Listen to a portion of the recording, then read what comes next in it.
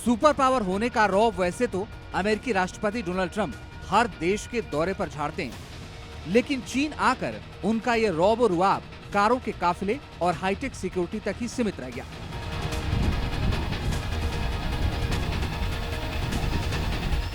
चीनी राष्ट्रपति Xi Jinping के आगे वो दोस्ती, आपसी सम्मान और ईरान के साथ समझौते की बात एक तरफ कहते नजर आए, जबकि राजनयिक तरीके से बात चीन को करनी चाहिए। लेकिन मीडिया को दिए हर बयान में डोनाल्ड ट्रंप चीन की बात अपनी जुबान से सुनाते नजर आए। एक नमूना देखिए।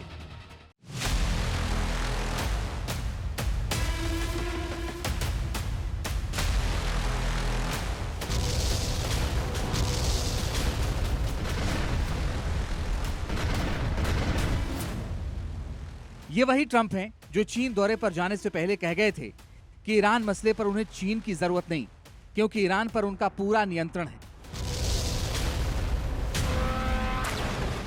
वो ईरान पर डील करने के लिए दबाव बना चुके हैं। अगर वो बैलिस्टिक मिसाइल और परमाणु कार्यक्रम पर अमेरिका की शर्तें नहीं मानते तो ईरान को बर्बाद कर देंगे।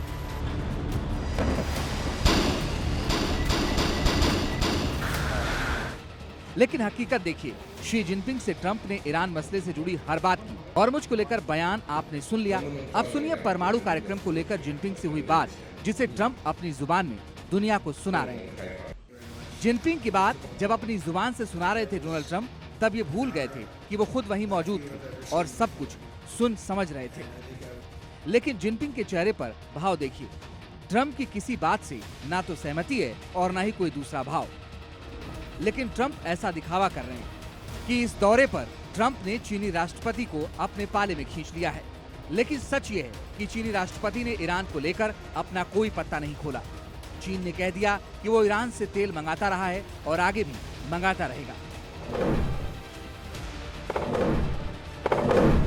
जहां तक हॉर्मुज के खोलने का सवाल है, तो इसे खुला रहना दुनिया के लिए अच्छा रहेगा। शी जिनपिंग ने कहा कि अगर मैं किसी तरह मदद कर सकता हूं, तो मैं मदद करना चाहूंगा।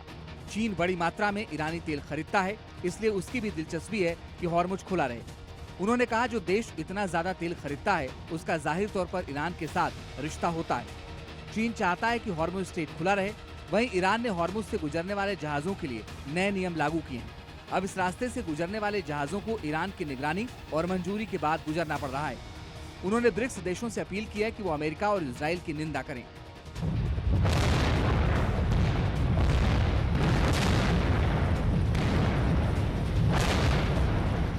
ईरानी मीडिया के मुताबिक IRGC की निगरानी में कई चीनी जहाजों को हॉर्मुज स्ट्रेट से सुरक्षित निकाला गया। ईरानी विदेश मंत्री अब्बास अराक्ची ने चेतावनी दी कि इजराइल के साथ मिलकर ईरान के खिलाफ साजिश करने वालों को जवाब दिया जाएगा।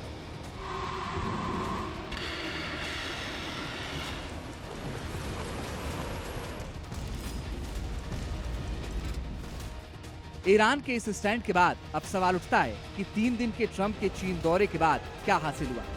ट्रंप के मुताबिक चीन ने कह तो दिया कि वो ईरान को सैन्य साजो सामान नहीं दिया,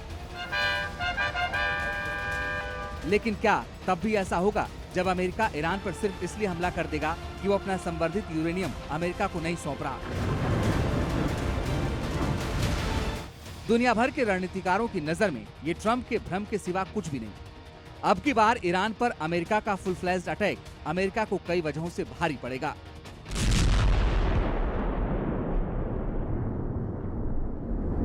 ब्यूरो रिपोर्ट, जी मीडिया।